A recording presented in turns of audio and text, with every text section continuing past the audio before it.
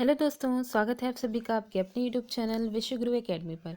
तो दोस्तों, आज की इस वीडियो में हम लोग क्लास 9 की साइंस की एनसीईआरटी के जो शॉर्ट नोट्स हैं उसमें 10 चैप्टर अध्याय 10 इसे कंप्लीट करेंगे। ये जो चैप्टर है वो हमारा है गुरुत्वाकर्षण से संबंधित, ठीक है, ग्रेविटेशन से संबंधित है। इसमें थोड़ा सा जो हम लोग ने पिछले चैप्टर में पढ़ा था वेग वेग परिवर्तन की दर, त्वरण, ठीक है, उससे थोड़ा सा रिलेट इसमें करेंगे, बस थोड़ा सा चेंज होता जाएगा, लेकिन हर एक चैप्टर अपने पिछले चैप्टर से लिंक रहता है, ठीक है। तो वैसे ही इसमें भी देखेंगे। तो चलिए स्टार्ट करते हैं। तो ये देखिए अध्याय 10 है ये। इसमें पहले देखते हैं कि किन किन बातों पर इसमें मोस्टली ध्यान दिया गया है। सबसे पहले देखिए इसमें कहा गया है अभिकेंद्र बल के बारे में, ठीक है। अभिकेंद्र बल क्या होता है? जो बल किसी वस्तु को वृत्ताकार पथ में गतिशील रखता है वह अभिकेंद्र बल कहलाता है। यह बल केंद्र की ओर लगता है। जैसे कोई वस्तु है वो वृत्ताकार पथ पर मूव कर रही है, ठीक है। तो अगर कोई वस्तु जो भी अपनी वहाँ पे वेलोसिटी कही जाएगी, इसलिए क्योंकि इसकी डायरेक्शन फिक्स है, ठीक है। हर एक मतलब डायरेक्शन यहाँ पे चेंज भी हो रही है। दूसरा यहाँ पे जो है एक तो वेग है, दूसरा डायरेक्शन है, तीसरा वेग में चेंज हो रहा है। तो यहाँ पे त्वरण सीधा सीधा कहा जाएगा, क्योंकि देखिए कोई भी वस्तु वृत्ताकार पथ पर अगर चल रही होती है तो उसका वेग परिवर्तित हर एक पॉइंट पे होगा और डायरेक्शन भी हर एक पॉइंट पे चेंज होती रहेगी, ठीक है। तो वही बात है कि यहाँ पे उस फोर्स की बात की जा रही है जो किसी भी वस्तु को, यानी उस फोर्स की बात की जा रही है जिसके द्वारा कोई वस्तु त्वरित हो रही है या उसमें उसके मोशन में त्वरण उत्पन्न हो रहा है, ठीक है, या फिर वो किसी वृत्ताकार पथ पर जो है बनी हुई है, मूव कर रही है। तो वो कौन सा बल है? अभिकेंद्र बल है, जो कि सेंटर की तरफ लगता है। जैसे आप देखेंगे कि अर्थ के चारों तरफ जो मून होता है वो चक्कर लगाता है, तो वो उसके ऊपर जो फोर्स लगा रहा होता है सेंटर से, तो यहाँ पे सेंटर आपका अर्थ हो जाएगी। अर्थ अभिकेंद्र बल लगा रहा होगा किस पर? मून पर, ठीक है। उदाहरण देखिए, पृथ्वी के चारों ओर चंद्रमा की गति भी अभिकेंद्र बल के कारण होती है। अब यहाँ पे हम देखेंगे नेक्स्ट एक पॉइंट है स्पर्श रेखा, ठीक है। स्पर्श रेखा क्या होती है? कोई सरल रेखा जो वृत्त के केवल एक ही बिंदु पर मिलती है वह वृत्त पर स्पर्श रेखा कहलाती है। जैसे ये आपका सर्किल है, आप यहाँ पे कोई लाइन खींचते हैं और वो इस सर्किल की जैसे मतलब इस तरह से करें कि इसका एक ही पॉइंट को वो टच करें, ठीक है। तो जब कोई रेखा वृत्त की केवल एक ही बिंदु पर मिल रही है, एक ही बिंदु को जो है वो टच करती हुई गुजर रही है, तो उसको हम क्या बोलेंगे? स्पर्श रेखा बोलेंगे। उसके बाद है गुरुत्वाकर्षण बल। अब चूंकि हमारा जो चैप्टर है वो भी गुरुत्वाकर्षण यानी ग्रेविटेशन के बारे में बात हो रही है, तो अब हम ग्रेविटेशनल फोर्स के बारे में डिस्कस करते हैं। इसमें देखिए इसके बारे में जो खोज हुई थी वो न्यूटन का सबसे ज़्यादा इसमें श्रेय दिया जाता है। तो जैसे न्यूटन यहाँ पे देखिए क्या कह रहे हैं। न्यूटन ने निष्कर्ष निकाला कि केवल पृथ्वी ही सेब और चंद्रमा को आकर्षित नहीं करती, बल्कि विश्व के सभी पिंड एक दूसरे को आकर्षित करते हैं। जैसे हुआ ये कि न्यूटन जैसे कोई भी चीज़ आकर्षित कर रही है किसी वस्तु को, या अर्थ किसी को अपनी तरफ अट्रैक्ट कर रही है, ऐसे बहुत सारी थ्योरी कई सारे साइंटिस्ट ने दी थी, लेकिन जो उसको एक मतलब एक सही रूप जो प्रदान किया वो न्यूटन ने दिया, जब वो सेब की पेड़ के नीचे बैठे थे और सेब गिरता है और डायरेक्ट वो नीचे की तरफ गिरता है, ठीक है। तो अगर वो नीचे की तरफ गिर रहा है तो कौन से ऐसा फोर्स है, कौन सी ऐसी पावर है जो उसे अपनी तरफ खींच रही है, एक तरह से देखें, ठीक है। तो इस पर इन्होंने काफ़ी सोच विचार किया। उसके बाद इन्होंने कहा कि जिस तरीके से सेब को पृथ्वी अपनी ओर आकर्षित कर रही है, सिमिलरली चंद्रमा पर भी वो फोर्स लगा रही होगी, तभी वो एक फिक्स डायरेक्शन में फिक्स डिस्टेंस पर उसकी चारों ओर चक्कर लगा रहा है ना। तो यहाँ पे क्या है कि पृथ्वी ये दोनों काम कर रही है अकॉर्डिंग टू न्यूटन, लेकिन अगर देखें तो पूरे विश्व में, पूरे ब्रह्मांड में जितने भी पिंड हैं वो सब एक दूसरे को अपनी ओर आकर्षित करते हैं अपने अपने फोर्स के से, ठीक है। तो ये चीज़ इनकी जो न्यूटन ने कही है उसके अकॉर्डिंग अब हम लोग गुरुत्वाकर्षण बल जो है उसके बारे में देखते हैं। अच्छा, तो यहाँ पे देखिए वही बात है कि अतः वस्तुओं के बीच ये जो आकर्षण बल है उसी को ही हम क्या कहते हैं? गुरुत्वाकर्षण बल या फिर ग्रेविटेशनल फोर्स, ठीक। तो ये चीज़ हो गई। अब हम लोग यहाँ पे अब उसका कैलकुलेशन वाला जो फॉर्म है वो इन्होंने मेनली जो है प्रयोगात्मक रूप यहाँ पे दिया। तो देखिए गुरुत्वाकर्षण का जो सार्वत्रिक नियम था, सार्वत्रिक नियम इसलिए भी कहा जाता है क्योंकि ये सभी जगह हर एक वस्तु पर ये जो फोर्स है वो अप्लाई होता है। इस वजह से इसका जो लॉ है, इसका जो नियम है वो सार्वत्रिक नियम कहा जाएगा। तो यहाँ पे देखिए ये जो सार्वत्रिक नियम है इसको पढ़ने से पहले हम सिंपल यहाँ पे एक चीज़ देखेंगे कि अच्छा इसको डिफिनेशन देख ही लेते हैं। देखिए, गुरुत्वाकर्षण के सार्वत्रिक नियम के अनुसार दो पिंडों के बीच लगने वाला बल उनके द्रव्यमानों के गुणनफल के समानुपाती तथा उनके बीच की दूरी के व्युत्क्रमानुपाती होता है। तो यही चीज़ है यहाँ पे कैलकुलेशन की फॉर्म में। देखिए देखिए जैसे क्या कह रहे हैं कि जो दो पिंड हैं, ठीक है, अब वो चाहे आप अर्थ ले लें और मून ले लें, ठीक है। तो दो पिंड हैं, उनके बीच में जो फोर्स काम कर रहा है, जो बल कार्य कर रहा है, वो क्या है कि उनके दोनों के, जैसे यहाँ हमने फोर्स को एफ से लिखा, और दोनों पिंडों के द्रव्यमान, जैसे हमने अर्थ का हमने ले लिया कैपिटल एम और मून का हमने ले लिया स्मॉल एम, तो दोनों की क्या है गुणनफल, ठीक है, दोनों के गुणनफल के समानुपाती, ये सिंबल समानुपाती का हो गया, और उनके बीच की दूरी के व्युत्क्रमानुपाती होता है। एक तरह से हम ये भी कहते हैं कि दूरी के वर्ग के व्युत्क्रमानुपाती होता है। तो आप दूरी को ऐसे लिख सकते हैं, है ना। तो वही चीज़ यहाँ पे अब फॉर्मूला देख लेते हैं। देखिए, F equal to G M into M upon D square.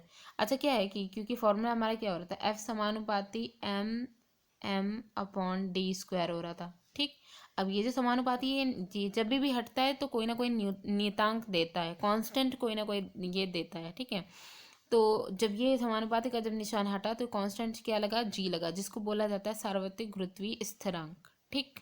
तो अब यहाँ पे हम जी के अकॉर्डिंग अगर बोले कि ये जो सार्वत्रिक गुरुत्वीय स्थिरांक है इसकी क्या वैल्यू होगी और इसकी मात्रक इसका क्या होगा। तो देखिए, जी का अगर फॉर्मूला देखें, बस इधर उधर इनकी जो बाकी की राशियां हैं उनको इधर उधर ट्रांसफर करके, तो G is equal to F D square upon M into M आता है, ठीक है। जहाँ पे जी का मात्रक क्या होगा, ये मात्रक बहुत ज़्यादा इंपॉर्टेंट है कि सार्वत्रिक गुरुत्वीय स्थिरांक का जो मात्रक होता है वो क्या होता है, एग्जाम में अक्सर आता है कि newton metre square upon kilogram square. Newton metre, newton force का हो जाएगा, मीटर स्क्वायर डी डिस्प्लेसमेंट का हो जाएगा, ठीक है, विस्थापन का, और यहाँ पे दोनों जो है मास दिए गए इसलिए किलोग्राम स्क्वायर हो जाएगा, ठीक है। तो ये इनका मात्रक हो गया। इसके बाद एक आते हैं हेनरी कैवेंडिश। हेनरी कैवेंडिश के द्वारा दिया गया जी का मान। हेनरी कैवेंडिश जो थे, इन्होंने एक सुग्राही तुला जो था, ठीक है, उसका प्रयोग करके इन्होंने जो है इसका मान निकाला जी का, क्या वैल्यू दी, और ये जी की वैल्यू जो है वो फिक्स है। अगर आप कोई भी न्यूमेरिकल यूज़ करेंगे उसमें आपको डायरेक्ट ये वैल्यू रखनी होती है, ठीक है। तो 6.673 इंटू 10⁻11। सिमिलरली आपका मात्रक वही हो जाएगा, न्यूटन मीटर स्क्वायर पर किलोग्राम स्क्वायर, ठीक है। तो ये चीज़ हो गई। अब यहाँ पे नोट जो है इसमें मेनली चूँकि न्यूटन ने ये सार्वत्रिक नियम के बारे में बताया, इसलिए न्यूटन की और भी बहुत सारी चीज़ें थी जिनके बारे में हमें जानना ज़रूरी है। जैसे पहला तो न्यूटन ने क्या, गति के सुप्रसिद्ध नियम जिनको हम लोग ने पिछले चैप्टर में पढ़ा था वो इन्होंने दिया न्यूटन ने। इसके अलावा इन्होंने प्रकाश तथा तरंगों के सिद्धांत पर भी कार्य किया। प्रकाश, लाइट और जो है वेव्स हैं, इनकी जो थ्योरी थी इस पर भी इन्होंने वर्क किया। इन्होंने जो न्यूटन थे, इन्होंने खगोलीय जो प्रेक्षण थे उनके आधार पर खगोलीय दूरदर्शी की भी रचना की, ठीक है। तो टेलीस्कोप की भी मेनली इन्होंने जो है खोज की और उसको बनाया। इसके अलावा इन्होंने गणित में, मैथ्स में जो कलन वाला जो चैप्टर होता है ना, कैलकुलस वाला, उसकी शाखा की भी इन्होंने खोज की। तो कहने का मतलब है कि गुरुत्वाकर्षण की सार्वत्रिक नियम तो इन्होंने दिया ही, इसके साथ साथ और भी जितने भी काम थे वो भी यहाँ पे दिए गए। अब हम ये देखेंगे गुरुत्वाकर्षण की जो सार्वत्रिक नियम है इसकी वैल्यू क्या है, इसका महत्व क्या है। पहला तो ये हमें पृथ्वी से बांधे रखने वाला बल है, ठीक है, पृथ्वी से बांधे रखने का काम करता है। दूसरा, पृथ्वी की चारों ओर चंद्रमा की गति इसी के कारण ही रिस्पॉन्सिबल है। इसके अलावा देखिए, जैसे सूर्य की चारों ओर ग्रहों की जो गति है वो भी गुरुत्वाकर्षण बल की वजह से ही है, और वो जो गुरुत्वाकर्षण बल लगाने का काम करता है वो सन करता है, ठीक है। इसके अलावा चंद्रमा तथा सूर्य के कारण जो ज्वार भाटा होता है, समुद्र में जो लहरों का उठना और गिरना ज्वार भाटा की फॉर्म में जो होता है, ये चंद्रमा और सूर्य की वजह से होता है, ठीक है। ये भी किसकी वजह से है, इसके लिए भी रिस्पॉन्सिबल गुरुत्वाकर्षण बल होता है, ठीक है। चंद्रमा का गुरुत्वाकर्षण बल और अर्थ का, सन का, ये सब जो है रिस्पॉन्सिबल होते हैं ज्वार भाटा के लिए, ठीक है। तो ये हो गया गुरुत्वाकर्षण के जो महत्व थे वो यहाँ पे कंप्लीट हो जाते हैं। अब आता है मुक्त पतन, ठीक है। मुक्त पतन क्या होता है, फ्रीली कोई जो बॉडी है वो जब मूव करेगी तो ये यहाँ पे उसको हम मुक्त पतन कहेंगे। जैसे जब वस्तुएं पृथ्वी की ओर गुरुत्वीय बल के कारण, क्योंकि कोई भी वस्तु है उसको पृथ्वी जो है गुरुत्वाकर्षण गुरुत्वीय बल जो है उसके कारण खींच रही होगी ना, तो जब वस्तुएं पृथ्वी की ओर गुरुत्वीय बल के कारण गिरती हैं तो कहा जाता है कि वस्तुएं मुक्त पतन में हैं। फ्री फॉर्म में वो एक अपनी सीधी डायरेक्शन में वो जो है नीचे गिरती चली जा रही है, वो काफ़ी स्पीड में, तो यही कहा जाता है कि वस्तु जो है वो कहाँ है, मुक्त पतन की कंडीशन में है। ठीक है। अच्छा, अब यहाँ पे देखिए एक एग्जाम्पल भी आपको यहाँ पे मिलेगा कि वेग में कोई भी परिवर्तन त्वरण को उत्पन्न करता है।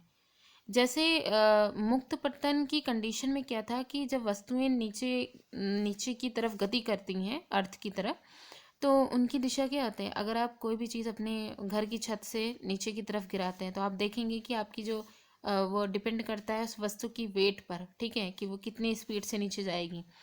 तो आप देखेंगे कि वो एक सीधी दिशा में बिना किसी जो है परिवर्तन के वो नीचे की तरफ गिरती चली जा रही है। ये किसकी वजह से होता है, पृथ्वी का जो आकर्षण होता है उसकी वजह से उसमें मतलब कि अब इसमें डिपेंड करता है कि वो अपनी जो उसका वो है उससे तो वो फ्रीली गिरती चली जा रही है। अगर उसमें किसी भी तरीके की कोई चेंज आएगा उसके मूवमेंट में, ठीक है, तो वो सिर्फ और सिर्फ पृथ्वी के आकर्षण बल के कारण आएगा। तो वही है, वेग में कोई भी परिवर्तन त्वरण को उत्पन्न करता है, क्योंकि वेग परिवर्तन की दर ही त्वरण कहलाती है। अतः जब कोई वस्तु पृथ्वी की ओर गिरती है तब त्वरण कार्य करता है, क्योंकि पृथ्वी की ओर गिर रही है। अब जाहिर सी बात है, जैसे मान लीजिए आप वैक्यूम में अगर आप किसी भी चीज़ को गिराते हैं तो वो डायरेक्ट नीचे की तरफ बिना किसी जो है डिस्ट्रैक्शन के नीचे चली जाएगी। लेकिन अगर आप एयर में गिरा रहे हैं, ठीक है, तो उसमें भी रुकावट, उसकी वेग जिस भी वेलोसिटी से कोई ऑब्जेक्ट नीचे आ रही होगी तो उसकी वेग में परिवर्तन भी के लिए रिस्पॉन्सिबल एयर भी हो सकती है। कोई ना कोई ऐसी चीज़ होगी जो उसकी स्पीड को कम या ज़्यादा करेगी। ठीक है। तो वही चीज़ है कि कोई वस्तु जो कि फ्री फॉर्म में अर्थ की तरफ जा रही है और उसकी जो वेलोसिटी उसमें जैसे ही चेंज होगा त्वरण उत्पन्न हो जाएगा। यही जो त्वरण है, तो उसी तब हम ये कहेंगे कि गिरती हुई वस्तु पर जो कार्य कर रहा है वह त्वरण है। ठीक है। और यह त्वरण पृथ्वी की गुरुत्वीय बल के कारण है, इस वजह से इस त्वरण को हम पृथ्वी का गुरुत्वीय त्वरण कहते हैं, क्योंकि गुरुत्वीय बल के कारण है इसलिए गुरुत्वीय त्वरण, और इसे स्मॉल जी से जो है लिखा जाता है। ठीक है। गुरुत्वाकर्षण बल, या यूं कहें कि वही गुरुत्वाकर्षण स्थिरांक जो था, ठीक है, उसको हम कैपिटल जी से लिखते हैं, गुरुत्वीय त्वरण को स्मॉल जी से लिखते हैं। इसका मात्रक मीटर पर सेकेंड स्क्वायर ही होता है, क्योंकि त्वरण ही है। गुरुत्वाकर्षण जो त्वरण का फॉर्मूला होगा वही इसका भी होगा, गुरुत्वाकर्षण बल के कारण है, इस वजह से ये गुरुत्वीय त्वरण कहलाएगा। ठीक है। अच्छा, अब इसका फॉर्मूला देख लेते हैं। देखिए यहाँ पे कहा गया है गुरुत्वीय बल तथा गुरुत्वीय त्वरण में संबंध, तो ये बहुत इंपॉर्टेंट फॉर्मूला है, अक्सर जो है न्यूमेरिकल्स में आएगा आपका। G=G_m_m/r²। ठीक है। अच्छा, यहाँ पे ये जो m है वो मास है अर्थ का, r जो है वो रेडियस है अर्थ की। ठीक है। तो G=Gm, ये तो g सार्वत्रिक नियतांक है, m/r²। ठीक है। तो गुरुत्वीय बल और गुरुत्वीय त्वरण में संबंध का ये हो गया। इसके बाद है पृथ्वी एक पूर्ण गोला नहीं है। यहाँ पे एक बात और कही गई है कि जो पृथ्वी है वो एक पूरी तरीके से, वो पूरा सर्कल नहीं कही जाती ना, वो ऑरेंज की शेप का इसको माना जाता है। पृथ्वी की त्रिज्या ध्रुवों से विषुवत रेखा जो है उसकी ओर जाने पर इसकी जो त्रिज्या है वो बढ़ती है। ठीक है। इसलिए जब जी का मान ध्रुवों पर विषुवत वृत्त की अपेक्षा अधिक होता है। क्या बोल रहे हैं कि यहाँ पे ये कह रहे हैं ना, जी का मान, पृथ्वी की जो त्रिज्या है, ठीक है, वो क्या है, ध्रुव से जब हम विषुवत रेखा की तरफ जब जाते हैं तो ये बढ़ती है।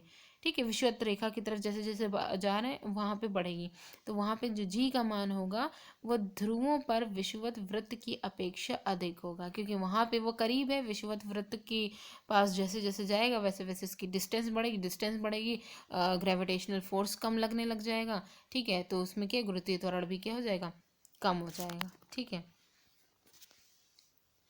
ठीक है। आगे देखिए, गुरुत्वीय त्वरण के मान का परिकलन। अब यहाँ पे इसकी वैल्यू, वही फॉर्मूला यहाँ पे रख लेते हैं, G और Gm/r²।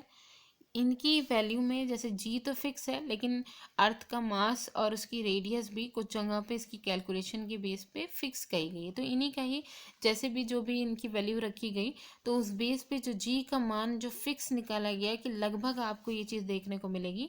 तो जी इज इक्वल टू 9.8 मीटर पर, ये मीटर पर सेकेंड स्क्वायर है, ठीक है, ms-2, ठीक, 5 नहीं है।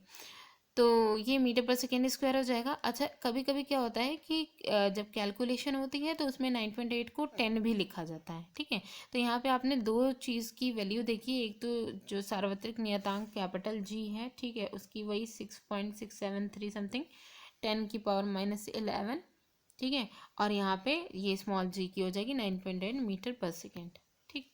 इसके बाद देखिए पृथ्वी के गुरुत्वीय बल के प्रभाव में वस्तुओं की गति के समीकरण। जैसे पहले वस्तुओं की गति के जो समीकरण थे, ठीक है, तो वो जो थे वो उनमें मेनली जो समीकरण थे उनमें क्या हो रहा था कि जो भी वैल्यू जो त्वरण जो था, ठीक है, एक्सेलरेशन मेनली वहाँ पे जो था उसको यहाँ पे गुरुत्वीय त्वरण से एक्सचेंज कर दिया जाएगा। सिंपल, बस इतना ही करना है।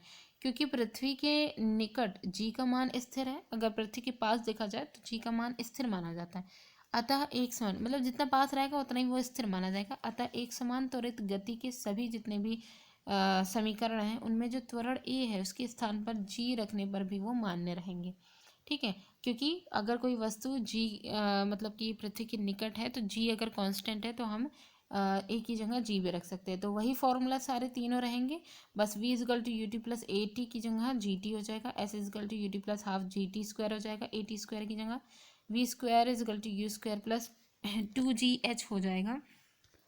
2as होता है ना, यहाँ पे क्या होता है 2as होता है, एस डिस्टेंस की इस पे रख दिया जाता है। अब चूंकि गुरुत्वीय त्वरण लिया जा रहा है तो डिस्टेंस अब उसकी हाइट वाली ली जाएगी ना, इसलिए 2gh हो जाता है, ठीक है। तो बस ये हो जाएगा। अच्छा, अब यहाँ पे हम लोग देखते हैं द्रव्यमान। द्रव्यमान क्या होता है? वस्तु का द्रव्यमान उसकी जड़त्व की माप है। जितना अधिक वस्तु का द्रव्यमान होगा उतना ही अधिक उसका जड़त्व भी होगा।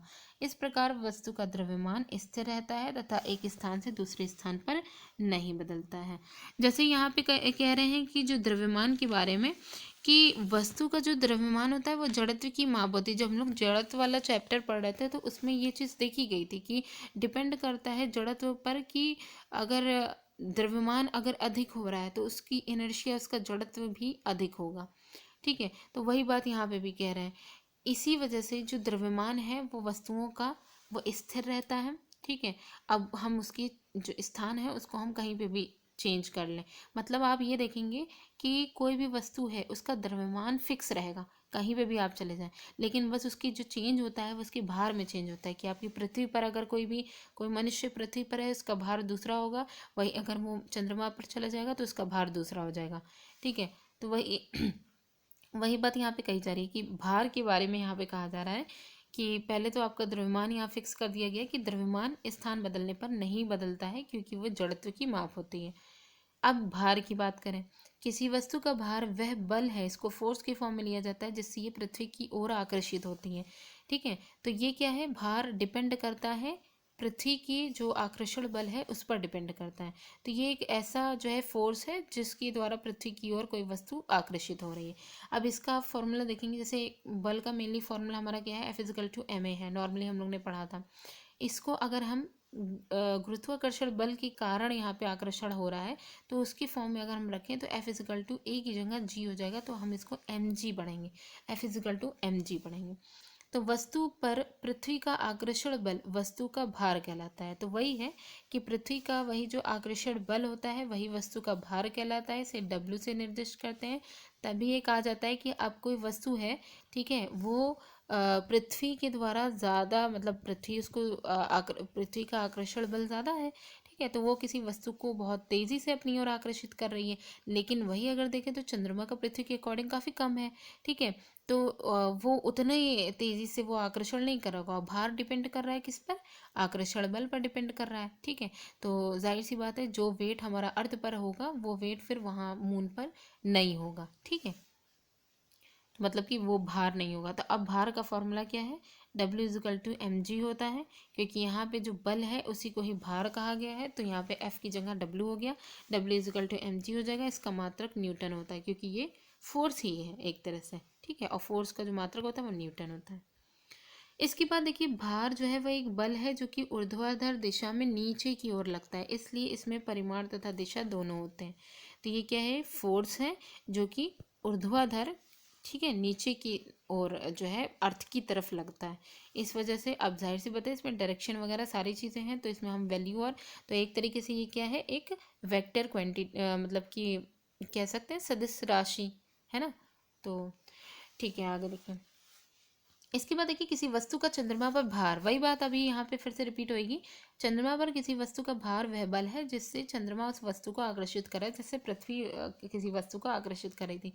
तो चंद्रमा का द्रव्यमान पृथ्वी की अपेक्षा कम है, द्रव्यमान जब पृथ्वी की अपेक्षा कम है, इस कारण चंद्रमा वस्तुओं पर कम आकर्षण, द्रव्यमान कम है इसलिए आकर्षण कम लगाता है। इस वजह से कोई भी मनुष्य अगर पृथ्वी पर उसका 60 किलो वेट है तो जो चंद्रमा पर जाएगा तो उसका अच्छा खासा उसका वेट कम हो जाएगा उसके वेट के अकॉर्डिंग, ठीक है। चंद्रमा पर वस्तु का जो भार होता है उसका फॉर्मूला आप यहाँ पे देखेंगे कि नॉर्मली हम लोग जो फोर्स का फॉर्मूला पढ़ रहे थे उसमें क्या था, G m m/r², ये तो पढ़ रहे थे ना कि F इजिकल टू क्या था, G m m/r², ठीक है। अब चंद्रमा पर अगर भार की बात करें, यहाँ पे WM रखा गया क्योंकि M यहाँ पे मून की बात हो रही है, तो यहाँ पे अब ये फोर्स जो है वो किस में कन्वर्ट हो गया, भार में, ठीक है। तो WM यानी कि चंद्रमा का भार वो बराबर होगा G m m, ये किसका जो है भार कहा गया है, चंद्रमा का भार के बारे में बात की जा रही है ना। और ये नॉर्मल चाहे वो अर्थ हो चाहे जिसके बारे में भी।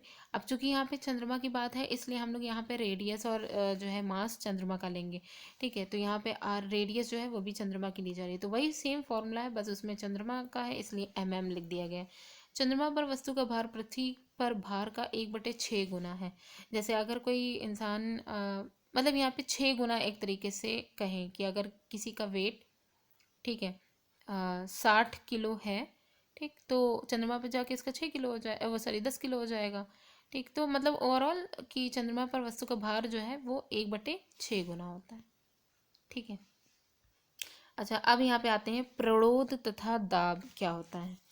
तो ये जो प्रेशर है, प्रणोद, प्रणोद हम कहेंगे कि नेट फोर्स कि जो टोटल नहीं, जैसे नेट फोर्स उसे कहते हैं, जैसे कहीं जगह पर अगर फोर्स लग रहा है तो इसको एक साथ मिला करके जो इसका टोटल फोर्स होगा तो वही क्या कहलाता है, प्रणोद यानी नेट फोर्स कहलाएगा, ठीक है। और प्रेशर के बारे में देखेंगे तो देखिए किसी वस्तु की सतह के लंबवत लगने वाले बल को हम क्या कहते हैं, प्रणोद कहते हैं। कोई वस्तु है उसकी सरफेस के अगर परपेंडिकुलर लंबवत अगर कोई फोर्स काम कर रहा है तो वही नेट फोर्स कहलाता है, प्रणोद कहलाता है। प्रणोद का प्रभाव उस क्षेत्रफल पर निर्भर है जिस पर कि वह लगता है, ये डिपेंड करता है क्षेत्रफल पर। जैसे अगर कोई मनुष्य है वो रेत पर प्रणोद का अगर प्रभाव हम देखें, वहाँ पे अगर नेट फोर्स का जो है प्रभाव देखें तो देखेंगे कि रेत पर अगर कोई मनुष्य लेटा हुआ है, ठीक है, तो उस पर जो उसका जो प्रणोद होगा वो उसके लेटे हुए की अपेक्षा खड़े होने की स्थिति में अधिक होगा, है ना।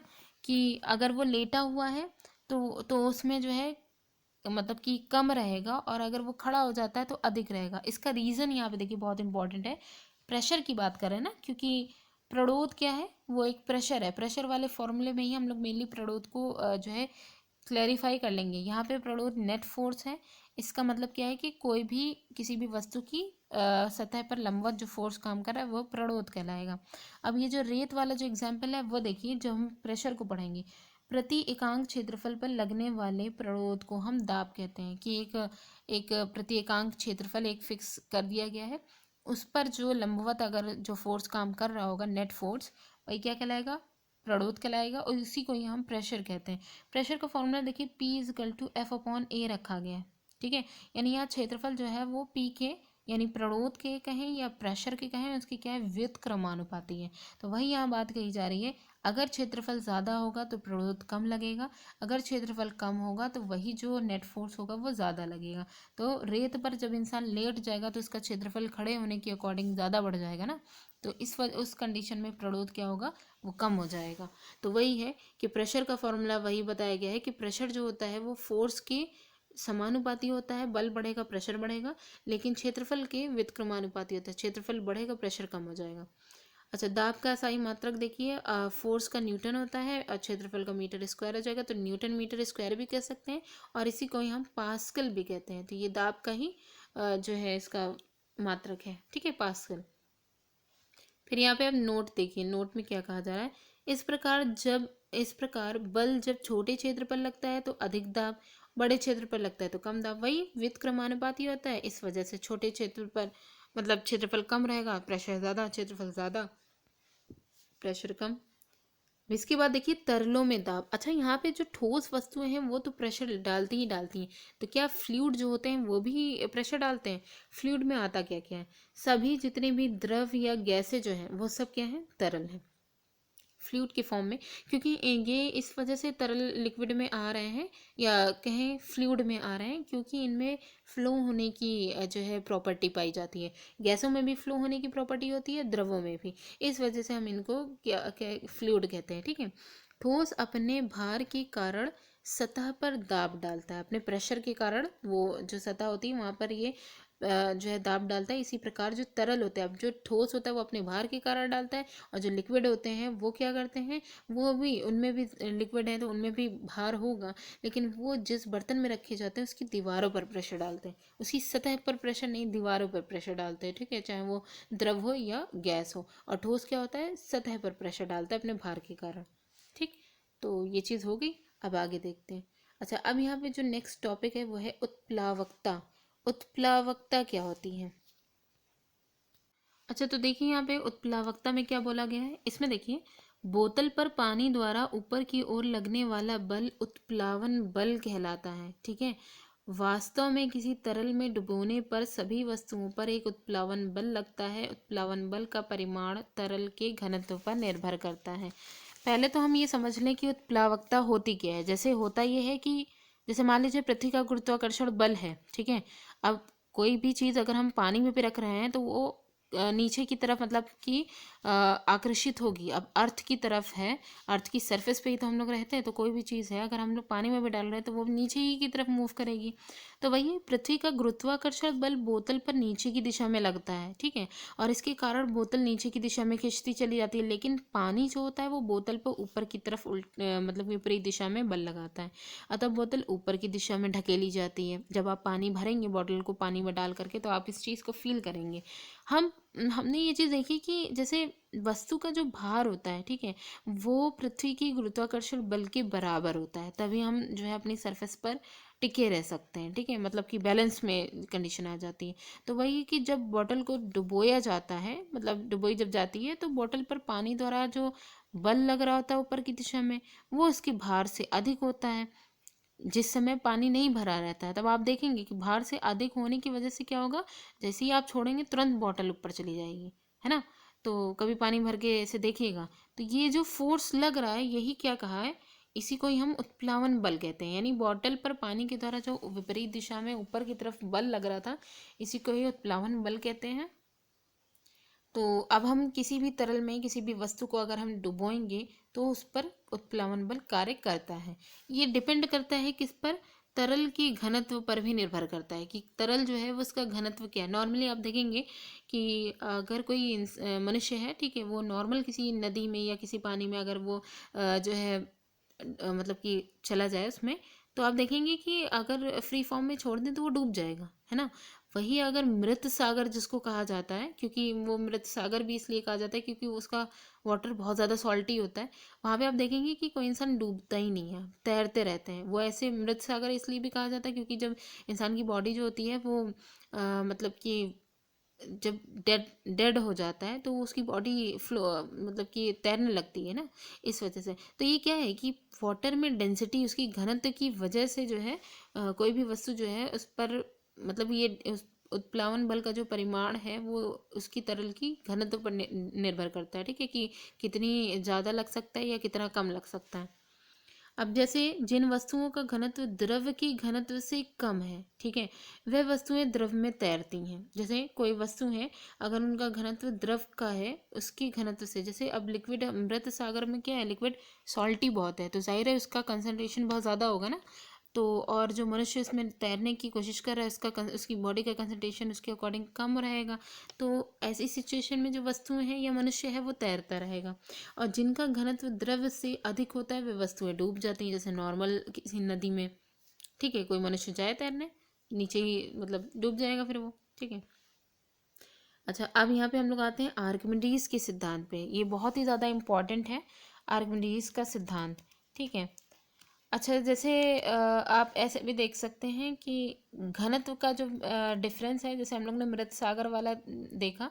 आपका एक एग्जांपल कॉर्क ले सकते हैं, कॉर्क या फिर लोहे की कील। ठीक है, इन दोनों पर भी निर्भर करता है कि मतलब कॉर्क जो है वो तैरता क्यों रहता है। ठीक है, और जो है मतलब उसके तैरने का क्या रीज़न है, तो वो पानी के घनत्व की वजह, घनत्व उसका कम रहता है, इस वजह से कॉर्क क्यों तैरता रहता है। भाई पानी के घनत्व के अकॉर्डिंग कॉर्क का घनत्व कम होता है ना, इसलिए। तो चलिए अब आर्किमिडीज के सिद्धांत को देख लेते हैं। इसमें देखिए, जब किसी वस्तु को किसी तरल में पूर्ण या आंशिक रूप से डुबोया जाता है तो वह ऊपर की दिशा में एक बल का अनुभव करती है, जिसे हम उत्प्लावन बल कहते हैं। ठीक है, जो वस्तु द्वारा हटाए गए तरल के भार के बराबर है। यानी आर्किमिडीज का सिद्धांत ये कहता है कि जब भी हम किसी भी वस्तु को पानी में डुबो रहे होंगे, ठीक है, तो वो क्या है कि पहले तो वो अपोजिट, मतलब हम तो अपना जो फोर्स है वो तो लगा ही रहे हैं, लेकिन वो उस पर एक अपोजिट फोर्स भी लग रहा होगा। तो ये जो ऊपर की दिशा में विपरीत जो फोर्स लग रहा है जिसका वो अनुभव कर रही हैं, तो वो किसके बराबर होगा, वस्तु के द्वारा हटाए गए तरल के भार के बराबर हो जाएगी। वो फोर्स का अगर हम उसको कैलकुलेट करें तो उसके द्वारा जितना पानी हटाया गया होगा वो ही उसी के ही बराबर उसको माना जाएगा। ठीक है, तो ये आर्किमिडीज का सिद्धांत, यानी कोई वस्तु को अगर तैर रही है तो उसका रीज़न ही यही है कि उसका जो भार है उसके हटाए गए पानी के बराबर हो गया है, तो इसी वजह से वो तैरने लग जाएगी। अनुप्रयोग में देखिए, ये सिद्धांत जलयानों तथा पनडुब्बियों की डिज़ाइन बनाने में काम आता है कि ऐसी डिज़ाइन बनाई जाए कि वो उनकी भारी से भारी जो पनडुब्बी या फिर इतने बड़े बड़े जलयान जो हैं वो तैरने की सिचुएशन में रहें, वो डूबे ना। इसी के साथ ही आप दुग्ध मापी, जिसमें हम लोग दूध के नमूने में शुद्धता की जो जांच होती है, प्योरिटी की, उसको नापते हैं दुग्ध मापी से। और हाइड्रोमीटर जो होता है, इससे मेनली जो द्रव होते हैं उनके घनत्व को मापा जाता है। ठीक है, तो ये है कि दुग्ध मापी, हाइड्रोमीटर आदि जो है वो इसी आर्किमिडीज का जो सिद्धांत है इसी पर ही कार्य करते हैं। ठीक है, कि कोई वस्तु मतलब इसी सेम मेथड जो यहाँ पे बोला गया उसी पे ही काम करेंगे कि अगर कोई वस्तु तैर रही है तो उसकी जो उत्प्लावन बल उसके ऊपर लग रहा है वो उस वस्तु के द्वारा हटाए गए तरल के भार के बराबर होगा, तभी वो वस्तु तैरेगी। आपेक्षिक घनत्व क्या होता है, किसी वस्तु का घनत्व उसके प्रति एकांक आयतन के द्रव्यमान को कहता है। डेंसिटी क्या होगी, उसका प्रति एकांक आयतन, जो जितना भी एक एकांक आयतन है, एक वैल्यू उसकी जो ली गई है, उसका जो वेट होगा उसी के ही बराबर होता है घनत्व। ठीक है, इसी को ही हम आपेक्षिक घनत्व कहेंगे। जैसे यहाँ पे देखिए, घनत्व का जो मात्रक होता है डेंसिटी का, वो यहाँ पे मात्रक बहुत इंपॉर्टेंट है, किलोमीटर प्रति घन मीटर। ठीक है, तो इसको केजी मीटर -3 बोला गया है, क्योंकि इसको हम ऐसे लिख सकते हैं, kg kilometre, sorry kilogram metre पर, अरे केजी अपॉन मीटर क्यूब, ये बोलेंगे ना, किलोग्राम प्रति घन मीटर। ठीक है, तो ये किसका है, घनत्व का मात्रक हो जाएगा। तो पदार्थ का जो घनत्व होता है उसका एक अभिलाक्षणिक गुण है। एक तरह से देखें कि कोई भी हम अगर पदार्थ की प्रॉपर्टी अगर हम देखते हैं तो हम इस पर जो घनत्व जो उसका होता है, डेंसिटी जो होती है, वो एक इसकी क्वालिटी होती है, एक इसकी प्रॉपर्टी होती है, जिसके आधार पर हम उसको हल्की, भारी या जो है मतलब डेंस, इस तरीके की वस्तु का मतलब हम नाम दे सकते हैं, इस तरीके से उसको जो है डिनोट कर सकते हैं। ठीक है, तो ये क्या है, लाक्षणिक गुण है, एक तरीके से एक प्रॉपर्टी है किसी भी वस्तु की। किसी घनत्व का जो आपेक्षिक घनत्व है उस पदार्थ का घनत्व व पानी के घनत्व का अनुपात होता है। तो मेनली अगर डेफिनेशन के बेस पे देखें तो आपेक्षिक घनत्व क्या है, जो पदार्थ है उसका जो घनत्व है और बटे उसके पानी का जो मतलब जो पानी है जिसमें उस पदार्थ को डाला गया होगा उसके घनत्व के बराबर होता है। ठीक है, तो वही इन दोनों का अनुपात हो जाएगा उसके बराबर। तो ये आपेक्षिक घनत्व अगर आपको कभी निकालना है तो इस फॉर्मूले से आप निकाल सकते हैं। चूंकि आपेक्षिक घनत्व समान राशियों का अनुपात है कि इक्वल इक्वल, आपको यहाँ पे भी घनत्व है, यहाँ पे भी घनत्व है, यहाँ पे भी घनत्व है, समान राशियों का अनुपात है, अतः इसका कोई मात्रक नहीं होगा। कोई यहाँ पे डिफर आपको राशि नहीं मिल रही है। और मात्रक तभी बनते हैं जब कई सारी राशियाँ मिल करके कोई फॉर्मूला बना रहे होते हैं, तो हमको उसका मात्रक मिल जाता है। ठीक है, अब चूंकि आपेक्षिक घनत्व है, इसमें सारी राशियाँ समान हैं। ठीक है, तो इस वजह से इसका कोई मात्रक नहीं होता है। ठीक, तो ये जो चैप्टर था गुरुत्वाकर्षण बल वाला, ये यहाँ पे पूरा कंप्लीट हो जाता है। वीडियो कैसी लगी कमेंट करके ज़रूर बताइएगा। और देखिए जो वीडियोस हम बनाते हैं, इसमें देखिए पूरी यही कोशिश रहती है कि आपके सारे कंटेंट, एटलीस्ट जो आप चैप्टर पढ़ रहे हैं उसमें जो इम्पोर्टेंट पोर्शन है, क्योंकि आप चैप्टर ऑलरेडी पहले से पढ़ चुके हैं, जो इम्पोर्टेंट पोर्शन है जिसको आपको समराइज़ करना है, उतना आपका पोर्शन रिवाइज होता रहे। अगर क्योंकि और मेरी पूरी कोशिश रहती है कि आपकी जो पीडीएफ भी अगर आपको प्रोवाइड हो रही है तो बहुत ही क्रिएटिव मिले आपको। ठीक है, तो इसमें काफ़ी टाइम लगता है। तो बस रिक्वेस्ट इतनी है कि कोशिश किया करिए कि ये जो मैटर है वो ज़्यादा से ज़्यादा लोगों तक के पहुँचे, ताकि मतलब हमको भी थोड़ा सा, अब इतना टाइम हम दे रहे हैं, इतनी मेहनत कर रहे हैं, थोड़ा मोटिवेशन मिलेगा तो अच्छा लगता है इसको और चीज़ें करने में। ठीक है, तो देखते हैं कि व्यूज़ इतना कम रहता है, लेकिन फिर भी कोई नहीं, जितने लोग भी अगर देख रहे हैं कर रहे हैं, बस उतना ही हमारे लिए बहुत है। लेकिन फिर भी अपनी तरफ से आप लोग कोशिश करिएगा कि इसे शेयर करिएगा। ठीक है, तो वीडियो को पूरे एंड तक के ज़रूर देखिएगा। वीडियो कैसी लगी कमेंट करके ज़रूर बताइएगा। Thanks for watching.